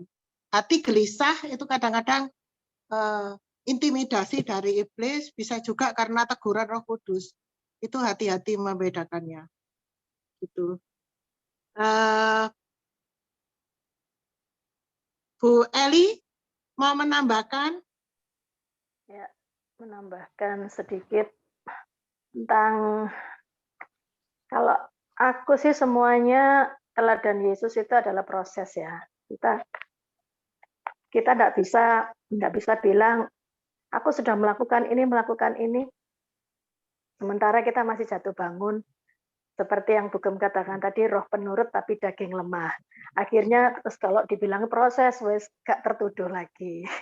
Kita nggak bisa patokannya seperti itu. Kita terus mengejar yang namanya keserupaan dengan Kristus, yaitu tadi karakternya kita diasah satu persatu. Nah, kalau yang di sini ini yang sedang dipelajarin tentang ketaatan. Nah, ketaatan ini memang sesuatu hal yang bagi kita ya itu tadi ngeri-ngeri sedap katanya Mbak Widya kemarin itu. Ketaatan ini karena kalau kita nggak taat itu berarti kan kita tidak bisa menyenangkan hati Tuhan karena Tuhan ingin kita menjadi orang yang taat, tetapi kita tidak mau melakukan. Seperti teladan Yesus, dia taat meskipun dia harus mati di atas kayu salib. Padahal kalau Tuhan mau bilang enggak mau ya bisa aja ya. Tapi keselamatan kita ini wes enggak ada lagi yang bisa memberikan keselamatan selain darah Yesus yang harus tertumpah di atas kayu salib. Jadi di sini tentang ketaatan. Kalau Yesus enggak mau taat, jadi dia enggak mau memikul kuk yang tadi Bugem katakan. Pikulah kuk apa tadi? Pikulah kuk yang kupasang dan belajarlah padaku karena aku lemah lembut dan rendah hati dan jiwamu akan mendapat ketenangan. Jadi Tuhan inginkan nggak kita ini belajar untuk mentaati, untuk memikul kuk. Kuk kita ini kan beban masalah kita ini setiap orang berbeda-beda. Nah, kita taat nggak untuk memikul kuk? Kalau kita misalnya kayak kerbau ya, kalau yang pikul kuk itu kan kerbau yang di sawah. Dia nggak mau dikasih ikuk. Sebentar, Papa, kamu mute nggak? Nah, tolong di mute, Papa. Nah, kalau kuk ini kita nggak mau pikul, seperti kerbau misalnya, dia itu tugasnya kan membajak sawah. Kalau kerbau ini menolak petani untuk dipasangi kuk, dia nggak akan bisa kerja, dia nggak akan kuat. Justru karena dia dia harus memikul kuk yang tadi Bugem katakan, dipasang itu nggak ringan, itu berat dan dia harus membajak sawah. Sawahnya itu kadang kan yang tanahnya keras, dia harus bajak sampai tanah itu menjadi gembur dan bisa ditanami padi. Nah kalau si kerbau ini menolak, terus aku nggak mau, berat gitu ya, berat ini pekerjaan berat, dia menolak. Maka sawah itu nggak akan bisa ditanami. Nggak mungkin Pak petani ini yang akan memikul kuknya dia sendiri untuk dia membajak sawah. Nah, di sini kita belajar dari kerbau ini loh. Saat dia tunduk, dia mau dipasangi kuk ini yang awalnya mungkin bagi dia itu berat karena dia harus, mungkin kalau sawahnya 1 hektar, dia keliling sana ke sini untuk membajak sawah ini sampai gembur gitu ya. Dia akan menjadi kerbau yang semakin kuat. Jadi saat dia memikul kuk ini, memikul beban ini, dia kerjakan bagiannya untuk membajak sawah, kerbau ini akan semakin kuat. Kita lihat kan kerbau-kerbau itu, akhirnya mereka itu sepertinya kok enak gitu ya, bajak sawah ke sana ke sini tanpa meronta ataupun tanpa mengeluh. Begitu pula dengan kita. Kalau kita sudah diberikan beban ini loh beban masalah. Pikul, kita tidak mikul sendiri loh padahal. Tuhan itu ada bersama kita. Seperti ilustrasi kita ini digendong Tuhan. Makanya ada ilustrasi yang dia lihat sepasang kaki. Ternyata kakinya kok cuma 1. Maksudnya 1 pasang. Kenapa tidak 2 pasang? Kita di mana? Itu bukan kaki kita, itu kakinya Tuhan Yesus yang gendong kita. Jadi kita ini diberikan kekuatan saat kita ini memikul kuk. Kita mau taat kalau kita dikasih masalah misalnya. Katanya Juni tadi mau next level, dia mau naik. Juni sedang diberikan ujian untuk naik. Kita tidak mungkin bisa naik level kalau kita tidak mengalami ujian. Seperti anak sekolah. Kalau tidak ada ujian, nggak mungkin anak itu akan naik kelas atau lulus. Jadi harus ada ujian yang kita harus hadapi. Nah, saat kita diberi ujian kita berbeda-beda. Kita diberikan beban yang berbeda-beda. Nah, saat kita mau, nurut nggak? Taat nggak dikasih ujian itu? Kalau kita nurut, ya itu tadi beban kita ini akan menjadi semakin ringan. Bukan bebannya yang ringan, tapi kita yang menjadi semakin kuat. Seperti si kerbau ini, dia dikasih beban sama, misalnya 5 kilo atau 10 kilo. Dia pertama kali mungkin berat yang ngos-ngosan si kerbau ini. Tapi lama-lama dia kerjakan itu, dia taat. Akhirnya dia merasa beban itu adalah ringan. Kuknya itu ringan. Dia kerjakan. Begitu pula dengan kita. Saat kita taat, wah itu jadi ringan karena kita semakin bukan beban yang semakin mengecil dari 20 kilo menjadi 10 kilo. Bukan. Tapi kita yang semakin kuat. Kalau kita dari awal sudah menolak untuk menerima kuk atau memikul kuk, ya berat terus. Jadi kalau setiap kali ada ujian, ada masalah, ada beban, kita apa? Yang keluar bukan ucapan syukur, tapi keluhan itu yang akan membuat kita ini lama untuk naik kelasnya. Ya akhirnya itu terus yang akan kita hadapi. Ujian itu terus yang akan diulang sama Tuhan karena kita belum lulus. Nah, itu tadi seperti gambarannya kerbau. Beda dengan bukan kerbau sapi ya, yang dikhususkan dipelihara untuk diambil dagingnya. Kalau sapi yang diambil dagingnya untuk jadikan bistik gitu ya. Itu Wagyu. khusus itu ya wagyu itu enggak boleh kerja itu. Itu harus sapi yang waduh mungkin makan tidur ya. Kalau dia disuruh kerja bisa mati itu sapi. Dipijeti. Beda, dipijeti malahan. Iya, Masuk spa, dipijeti. dipijeti. Nah, kalau kerbau dimasak ya alot ya. Nggak bisa dimakan karena dia ototnya yang kuat. Nah, kita sebagai anak-anak Tuhan, Kristen yang kita maunya dewasa dan menyerupai Kristus, ya otot rohani kita ini yang harus kuat. Kita harus mau memikul kuk supaya ini tadi firman-nya terjadi bahwa kuk itu ringan, malah enak. Karena kita sudah bisa menjalaninya, enteng ternyata. Nggak seberat yang kupikirkan. Ternyata kalau kita pikul beban itu ya nggak berat. Karena kita nggak sendirian. Ada Tuhan yang menolong kita. Itu aja Bu Gem. Jadi belajar tentang ketaatan. Tetap proses untuk itu. Jadi kuk itu juga bicara tentang ketaatan pada kehendak Tuhan gitu ya. Jadi kalau bersedia taat pada kehendak Tuhan, kita nggak berjalan sendiri. Ada Tuhan yang campur tangan, yang melatih otot-otot rohani kita menjadi kuat gitu ya. Masalah seberat apapun, mungkin masalahnya masih tetap itu aja, masalahnya nggak tambah ringan, tetapi kitanya menjadi kuat, kita lebih beriman karena kita selalu bersyukur, gak jalan sendirian kok, bersama-sama dengan Tuhan gitu ya, kayak gitu ya. Wah, luar biasa. Luar biasa, Pak Nyoman. Mau menambahkan, Pak Nyoman? Yang pertama, saya terima kasih atas doa-doa teman-teman. Karena cucu kami sudah diterima di SMP 5 Negeri Balikpapan. Puji Tuhan. Biar nggak jauh-jauh. Untuk keteladanan dan belajar dari pengajaran Tuhan Yesus, itu saya mengambil yaitu belajar mengurangi rasa takut dan berlarut-larut.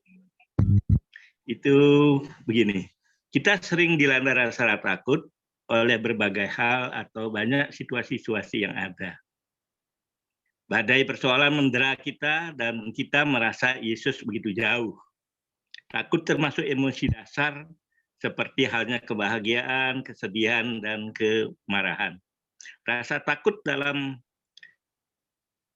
batas tertentu merupakan bagi kita untuk waspada, tetapi ketakutan yang berlebihan dapat mendatangkan suatu penyakit, bahkan mematikan.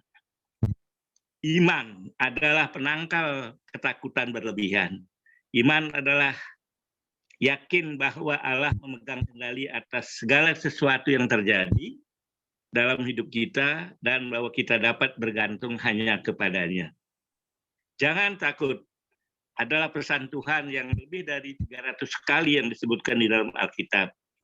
Jikalau saat ini kita dicekam ketakutan, kiranya pesan Tuhan ini kita pegang erat-erat. Percayalah bahwa Allah turut bekerja di dalam hidup kita dan hidup orang-orang yang Anda cintai untuk kebaikan kita semuanya. Percayalah Allah kendali di semua situasi dan keadaan kita. Jadi kita diharapkan jangan merasa takut atau bertakutan yang berlebihan dan berlarut-larut. Itu saja Bu Gem, terima kasih. Ya, amin. Terima kasih Pak. Omong-omong Pak Nyoman sudah vaksin ketiga? Belum, baru kemarin saya baru check up ke dokter, hasilnya ya ada sedikit masalah di ginjal aja. Tapi semuanya. Tapi tidak serius ya? Tidak. Jadi ini nanti tanggal 18 Juli. Juli ini 18 Juli mau vaksin ketiga booster. Oh ya, ini Bu Christine ini relawan vaksin. Kalau perlu sesuatu. Saya di Kam sana sudah. Sudah ya? Aman. 18 Juli. Oh iya. Sharing yang kedua, Brian yang pintar sekali. Tolong sharing yang kedua.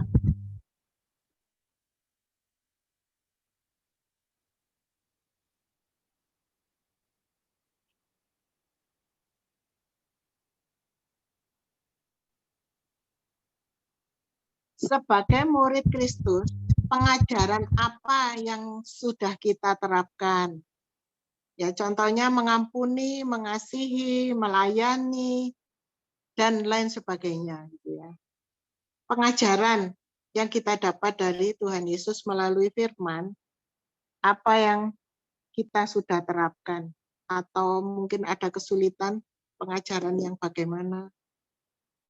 Silakan, kita masih punya banyak waktu, jam berapa? Berapa jam lagi? 15 menit lagi. Mbak Widya, silakan.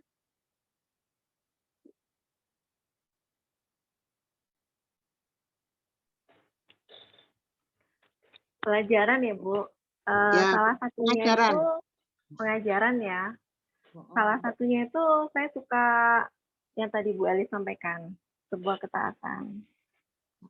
Jadi ini kok uang. Jadi ya. Jadi tunduklah kepada Allah dan lawanlah iblis. Pengajarannya ya. Tunduklah kepada Allah dan lawanlah iblis. Awalnya saya berpikir ini kok bisa ya melawan iblis dengan tunduk kepada Allah gitu. Setelah saya dengar begitu banyak pengajaran, akhirnya saya mengerti ketaatan kita kepada Allah itu akan membantu rencana Tuhan itu bisa tergenapi dalam hidup kita dengan sempurna. Kan kita tahu ya, rancangan Tuhan itu damai sejahtera, bukan rancangan kecelakaan yang membawa keselamatan gitu kan. Satu saja kita nggak taat, berarti rencana Tuhan juga nggak akan terjadi dalam hidup kita. Itu yang pertama. Terus yang kedua, yang Mas Angga juga sampaikan 2 minggu lalu, bahwa kita sebagai anak berarti ada otoritas di atas, ya kan? Jadi Bapak kita itu berotoritas karena kita adalah anak-anaknya, demikian. Nah, ketaatan kita kepada Tuhan itu sebanding dengan otoritas kita ke bawah.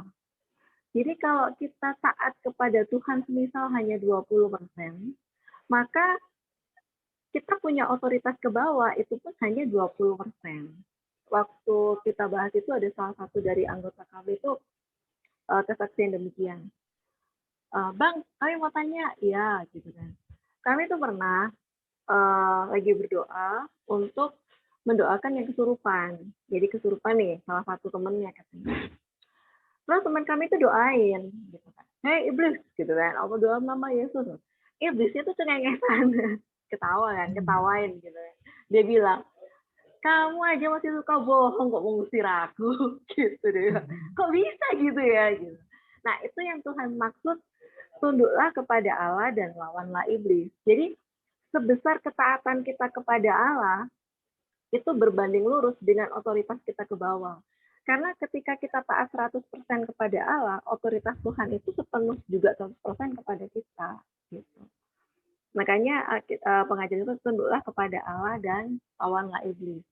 Nah ketika kita sudah tunduk kepada Tuhan dan otoritas Tuhan udah penuh dalam kita, ya kita akan dengan mudah otoritas ke bawah itu dengan mudah. Contoh, ketika jiwa kita lagi gundah gulana istilahnya ya, pusing memikirkan, terus kita berdoa seperti Daud ya, hai jiwaku gitu lah, kenapa kau gundah gulana dalam diriku, tenang. Nah karena kita taat kepada Tuhan, maka jiwa kita pun akan tunduk dan damai sejahtera itu akan menguasai kita gitu. Jadi ketika mungkin kita buka celah ya karena suatu hal, kayak tadi emosi atau marah itu salah satu celah yang paling gampang iblis masuk. Paling gampang. Karena apa? Dengan marah itu banyak hal kesalahan yang bisa dibuat. Satu, omongan kita udah pasti menyakitkan, nggak mungkin enak. Menyakitkan itu bisa menjatuhkan martabat, harga diri gitu kan, sumpah serapah dan sebagainya. Kedua, kita bisa mengambil keputusan yang salah ketika kita sedang marah gitu. Jadi marah itu iblis sudah paling gampang untuk mengintimidasi. Nah, kalau kita tuh nggak punya otoritas Tuhan, kita susah untuk mengendalikan yang namanya amarah itu, gitu. Untuk kita udah calm down, tenang, nggak bisa. Kita kebakar emosi mulu, lu enak banget lu ngomong, lu enak banget lu gitu kayak gitu-gitu kan. Tapi kalau kita tunduk sama Tuhan itu mungkin nggak 100%, anggap aja mungkin 80%. Kita punya otoritas juga 80%. Berbanding gitu. Itu berbanding sama dengan kita ke bawah gitu. Jadi indikatornya gampang. Kalau anak-anak udah nggak tunduk misalkan sama mama atau nggak tunduk sama orang tua atau apa dan sebagainya, kita tinggal introspeksi diri. Otoritas kita nih di mana gitu loh. Kenapa kok anak-anak itu nggak menghargai, nggak dengerin, nggak apa gitu kan? Atau diri kita sendiri, Les, kenapa kok aku nggak bisa mengendalikan diriku ya? Gitu. Itu udah gampang. Gitu. Berarti ketaatan kita belum sebesar itu kepada Tuhan. Jadi saya suka banget yang namanya tunduklah kepada Allah dan lawanlah iblis. Nah itu yang sekarang benar-benar saya terapkan karena itu the key, itu kuncinya. Bagaimana kita bisa melawan iblis yang di sekitar kita yang mengaum-ngaum? Kan nggak ada, gitu. Nggak bisa kita melawan diri kita tuh nggak bisa. Kita nggak ada otoritas apa-apa. Karena notabene kan ada dosa di dalam kita ini kan secara darah garis keturunan itu kan dosa ya, berdosa gitu. Makanya kita harus hidup semanunggal dengan Tuhan. Kalau Pak Nyoman tadi bilang jadikan Tuhan sebagai pengendali hidup kita, biarkan Tuhan berotoritas dalam kehidupan kita, itu benar exactly. Karena itu berbanding lurus nanti ke bawah. Gitu. Jadi kalau aku udah ngerasa misalkan aku ada dalam ketakutan, terus dalam nama Tuhan Yesus, ketakutan ini kan, kesedihan yang, apalagi saya pernah yang ngalami namanya kesedihan. 1 tahun pandemi kemarin itu saya kehilangan 2 kakak kandung, dan tahun ini pun saya kehilangan kakak ipar. Nah, waktu saya kehilangan kakak kandung yang kedua itu saya mengalami kesedihan yang luar biasa sampai saya itu hampir dibawa ke alam maut gitu, karena sedih yang terlalu mendalam. Dan saya nggak bisa melawan. Saya nggak bisa melawan apa yang sampai saya bilang Tuhan, aku pasrah, aku dibawa aja. Ada kayak rasa penyesalan yang luar biasa gitu loh dalam diri saya. Gitu. Jadi ketika akhirnya Tuhan menyelamatkan saya, Pak Herman datang ke pintu saya didobrak, akhirnya saya terselamatkan itu, akhirnya aku baru mengerti, oh iya, aku membiarkan kesedihan ini menguasai diriku dan aku tidak bisa melawan itu gitu. Ada something yang salah gitu. Gitu. Itu pengajaran yang benar-benar hari-hari ini begitu luar biasa untuk saya lakukan. Demikian sebetulnya. Oh, makasih Mbak Widya. Jadi memang taat kepada Allah, lawanlah si iblis, maka dia akan lari daripadamu. Ya, betul. Jadi ketaatan ini krusial gitu ya. Jadi seperti bagaimana kita mau taat kalau kita nggak ada keintiman. Jadi harus membangun keintiman dengan Tuhan.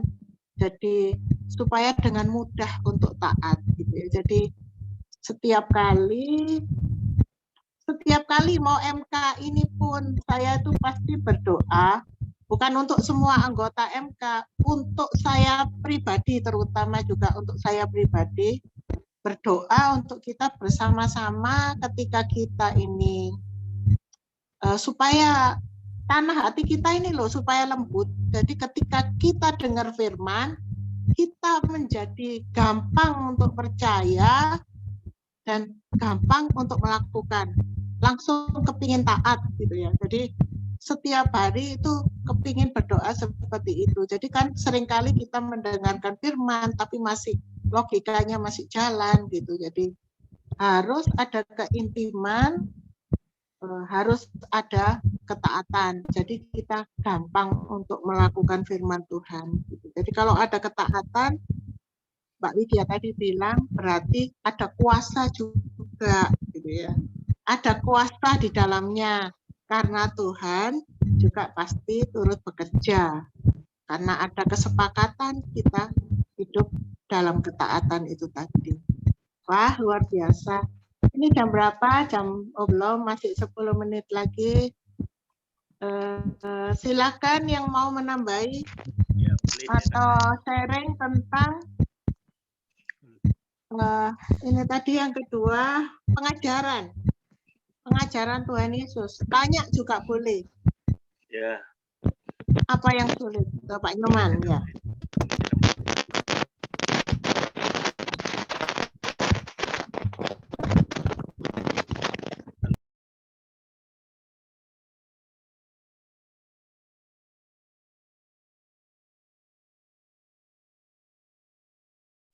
Pak Nyoman mau bicara?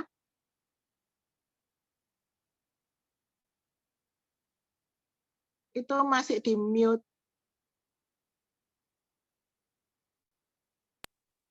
Ya, boleh saya tambahin. Ya. Judulnya kebahagiaan ada di dekat kita. Baca Mazmur 1:1-3. Banyak orang selalu saja merasa kurang dan terus kurang, tidak pernah puas dengan apa yang ada padanya, karena ia terus membanding-bandingkan dengan apa yang dimiliki oleh orang lain. Banyak orang yang tidak pernah bersyukur dengan apa yang dia miliki. Begitu juga dengan orang-orang yang beriman. Ternyata banyak juga yang bersikap seperti itu, mengeluh, merasa kurang, dan terus merasa kurang dengan apa yang mereka miliki. Akibatnya hidupnya pun jauh dari bahagia. Padahal mestinya sebagai orang-orang yang beriman, kita adalah orang-orang yang berbahagia. Bagaimana tidak? Kita mempunyai firman Tuhan yang senantiasa mengiringi kehidupan kita seperti pepatah Tiongkok mengatakan Shen Saifu Song Bu Sifu. Kebahagiaan ada di dekat kita. Karena pada dasarnya firman Tuhan itu ada di dalam kita. Apakah dan bagaimanapun keadaan kita, bahkan pada saat hidup kita penuh pergumulan, kita tetap bisa berbahagia asal kita terus dengar-dengaran akan firman-Nya. Tidak perlu jauh-jauh mencari kebahagiaan, karena sejatinya kebahagiaan itu ada di dekat kita, di hati kita, di mana firman Tuhan selalu ada di sana. Demikian tambahan saya. Terima kasih. Amin. Berpuisi Pak Nyoman. Pak Nyoman itu jago berpuisi. Ya, jadi firman Tuhan itulah pengajaran.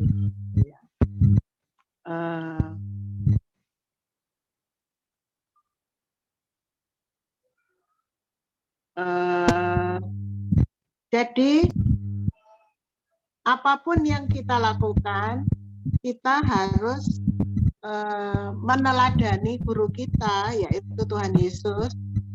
Dalam keteladanannya waktu hidup di dunia, kita jadikan sebagai role model, gitu ya. Jadi meskipun sempurna, Yesus itu sempurna, gitu ya. Tapi kita bisa mengejar Tuhan, gitu ya. Meneladani cara hidupnya, meneladani perbuatannya, dan juga melakukan apa yang difirmankannya, gitu ya, supaya hidup kita ini bisa berbuah. Dan ketaatan, ternyata ketaatan yang paling penting dalam hal ini, dalam meneladani, mengikuti pengajaran dari Tuhan Yesus. Nggak ada gunanya kalau tidak ada ketaatannya. Ketaatan itu yang membawa kita kepada penggenapan janji-janji Tuhan terhadap kita. Ya. Ini ada Dona, apakah bisa menambahi di dalam mobil ini, Dona? Bisa buka ya? Iya. Maaf. Iya. Masih di mobil. Bisa ngomong kan? Iya Bu, sebagai murid Kristus, pengajaran apa yang sudah kita terapkan? Ya. Pengajaran Tuhan Yesus salah satunya yang paling oke adalah yang paling kita tahu semua, pengajaran Yesus tentang kasih, ya kan? Ya. Mengampuni, memberi, tangan kanan memberi, tangan kiri nggak usah tahu, mengampuni kesalahan orang 7 kali 7, apalagi ya. 7 kali 70. yang sudah diterapkan. Mungkin belum semua, tapi paling tidak kalau kita tahu apa yang Tuhan Yesus ajarkan, misalnya tentang pengampunan, kita berusaha mengampuni. Dan ya puji Tuhan sih kalau sampai saat ini rasanya sih di hati nggak ada lagi yang nggak orang yang nggak diampuni ya. Maksudnya karena sadar bahwa diri sendiri pun masih butuh pengampunan dari Tuhan, masih butuh pengampunan dari orang. Kalau kita nggak ngampuni orang, soalnya firman Tuhan bilang kita nggak diampuni. Nah, ya. Dasarnya itu dulu. Karena Tuhan ngajarin, Yesus ngajarinnya gitu, ya udah kita ampuni saja. Bukan kalau Tuhan suruh kan berarti Tuhan tahu kita mampu. Kita berarti Tuhan tahu kita mampu untuk mengampuni. Cuma tinggal mau apa enggak. Itu bukan salah satunya. Terima kasih. Terima kasih. Gitu ya. Kalau kita tidak mengampuni, kita pun tidak diampuni. Wah, wis jelas wis. Gak usah mikir ke kanan, ke kiri, panjang-panjang. Firman itu pokoknya kita taat aja wis. Pasti selamat, damai sejahtera, hidup tenang. Pasti ada kelegaan yang daripada Tuhan Yesus. Terima kasih. Ada yang mau menambahkan lagi?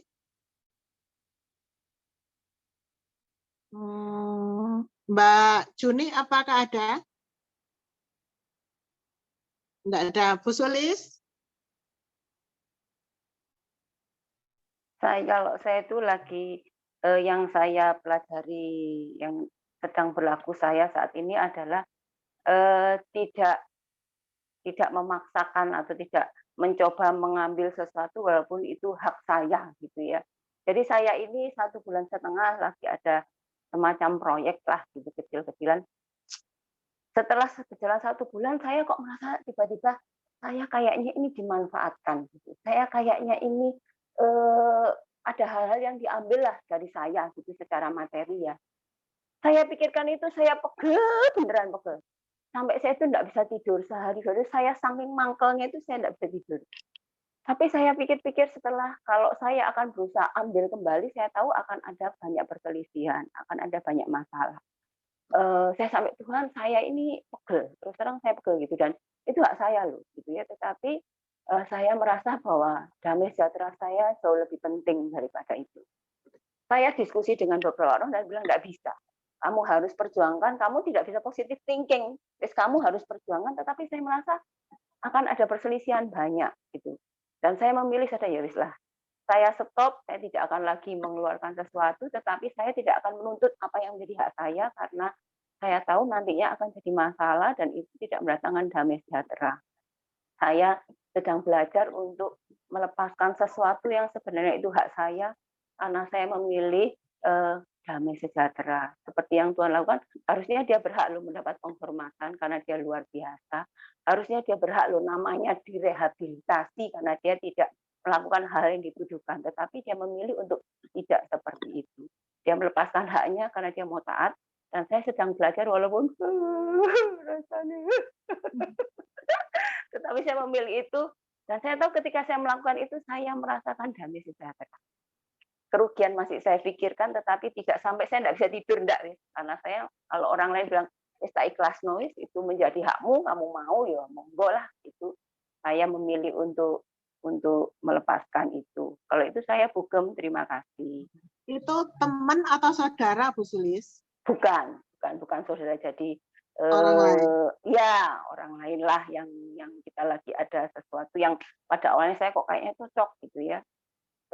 Tapi setelah sebulan setengah kok saya mikir ada yang nggak beres ini kayaknya gitu, dan setelah saya diskusi sama teman nggak beres, memang itu nggak beres gitu, dan marahlah saya sebenarnya, maunya saya ngomong nggak beres kamu itu harusnya begini-begini, tapi setelah saya stop selesai sudah, saya nggak akan tuntut apa-apa juga, ya wislah pokoknya yang penting saya sudah bisa tidur gitu aja yang penting buat saya sekarang. Ya itu kayak seperti ya kayak karakter saya sih biasanya, meskipun rugi kan masalah warisan tak lepas saja, yang penting ada damai sejahtera dalam keluarga, nggak ada perselisihan, tetap mengasihi tak lepas saja. Tapi itu keluarga loh ya. Kalau untuk teman bisnis aku nggak ngerti, mungkin harus tanya Mbak Widya. Itu bijaksana apa enggak, aku nggak ngerti. Iya Bu, aku baru aja mau menimpali ya sama Bu Sulis itu. Pasti Mbak Widya ngerti, aku nggak ngerti aku. Bu Sulis itu sudah masuk dalam proses pendewasaan karakter ya. Itu namanya melepaskan hak. Itu dulu saya juga nggak ngerti tentang melepaskan hak gitu kan. Tapi itu ternyata salah satu proses yang harus kita lewati untuk pendewasaan karakter. Jadi kita ada pada satu masa memang kita harus bisa melepaskan hak untuk dihargai, hak tidak dihargai, tidak diakui, gitu kan, tidak dinilai, tidak dianggap, tidak dimengerti, itu kan seharusnya hak ya yang kita peroleh ya. Kayak kita dapat penghargaan, ternyata nggak dapat, itu hak yang harus kita lepaskan. Kalau kasusnya Bu Sulis, aku yakin ini bukan masalah untung rugi, tapi memang ini satu proses yang Tuhan kasih untuk Bu Sulis yang melepaskan hak, termasuk peka loh Bu Sulis ini. Karena begini, seandainya kita ada sesuatu hal, kita melihat hal yang salah, kayak Bu Sulis tadi ya, ketika kita melepaskan hak kita, dan kita damai sejahtera, berarti memang itu yang Tuhan mau. Kita belajar untuk melepaskan hak kita. Tetapi kalau semisal, ya toh, oh paling aku disuruh Tuhan yang melepaskan hak nih, misal ya, terus kita udah melepaskan hak kita nih ya, tapi sama Tuhan tuh masih digelitik aja, hati tuh masih gelisah aja, aku harus kasih tahu dia, supaya tidak ada korban-korban lain, aku harus kasih tahu dia, supaya dia, nah barulah, oh ini bukan proses melepaskan hak, berarti ini proses kita sedang diberi seorang murid, untuk kita beri sebuah kebenaran, kayak gitu. Tapi kalau kasusnya Mbak Sulis, karena Mbak Sulis masa damai sejahtera bisa tidur nyenyak, setelah dia melepaskan hak, berarti ya benar, itu proses yang memang Tuhan sedang izinkan terjadi. Gitu. Karena nanti ke depannya akan terus-menerus itu. Hak tidak diakui, hak tidak diterima, hak tidak dihargai. Kita udah kerja keras ini mati-matian, nggak diakui.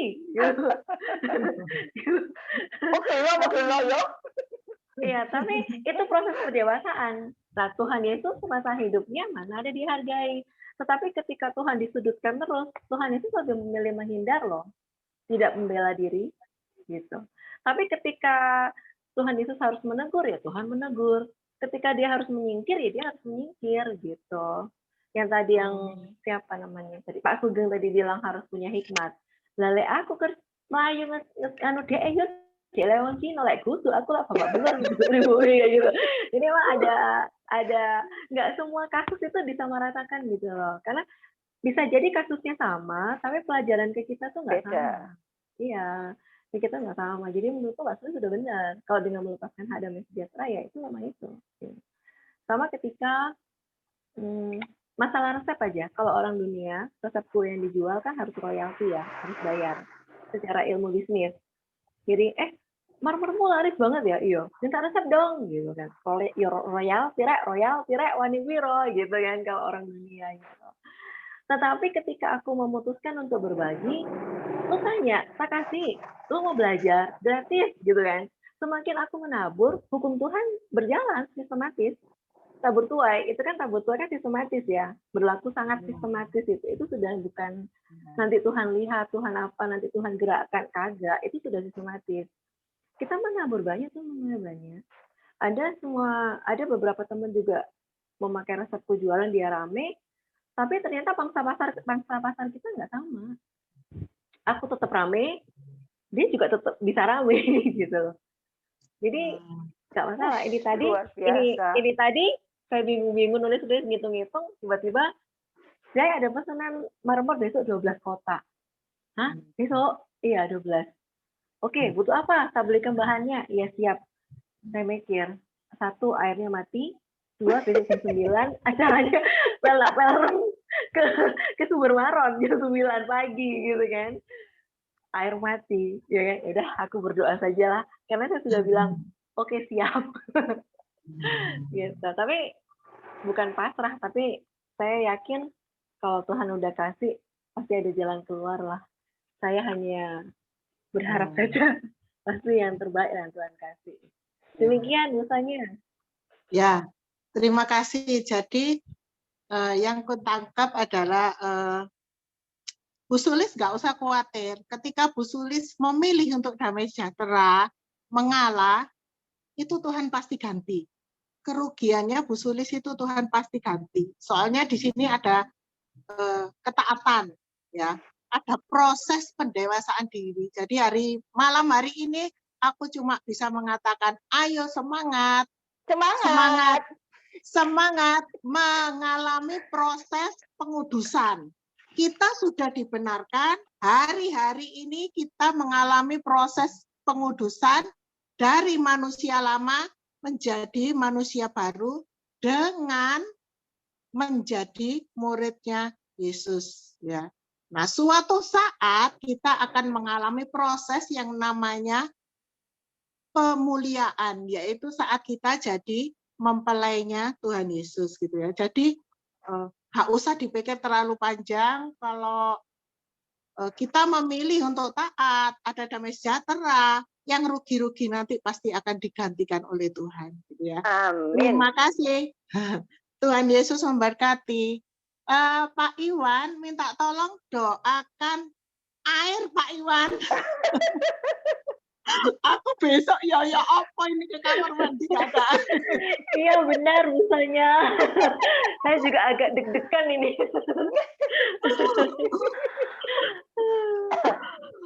Doakan air untuk sawah Jajar dan sekitarnya Pak Iwan ya. Terus Bapak Ibunya Bu Christine. Bapak Ibunya Bu Christine. Supaya percaya Tuhan Yesus. Ada apa lagi yang mau didoakan? Bapak saja, Mama sudah meninggal. Sama saudara saya. Oh, Bapak dan saudara, ibunya sudah tidak ada. Oh, ibunya sudah meninggal. Oh iya. Oke.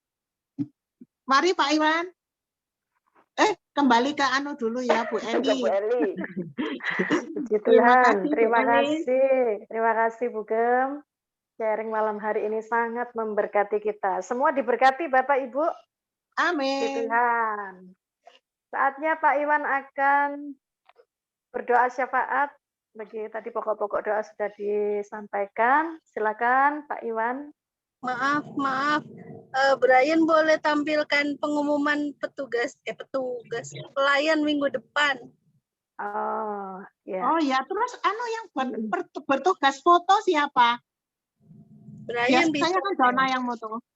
Brian bisa. Tadi Brian bisa ada foto laptop. ya. Difoto dulu aja, nanti lupa. Oh iya. Difoto dulu, senyum. Itu pengumumannya dulu. Sebentar, itu pengumumannya dulu. Pemimpin setelah itu foto ya. Pemimpin sharingnya Mbak Juni ya. WL-nya Bu Lucy, doa syafaatnya Mbak Dona. Oke, makasih. Oke. Sekarang foto deh. Sekarang foto senyum. Foto ya. Semuanya senyum. Difoto dulu. Buat laporan. Oke, Dek. Mama hitung ya. 1, 2, 3. Jempol, Bu, jempol. Jempol apa? Sarangi. Jempol. Jempol ya. Jempol, Bu. Adik, jempol. 1, 2, 3. Sudah? Oke, sudah, Bu. Sudah, makasih. Silakan Pak Iwan untuk berdoa syafaat.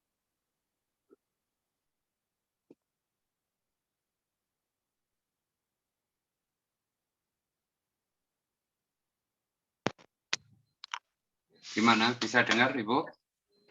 Dengar. Dengar ya? Ya. Baiklah, Bapak Ibu, mari kita berdoa.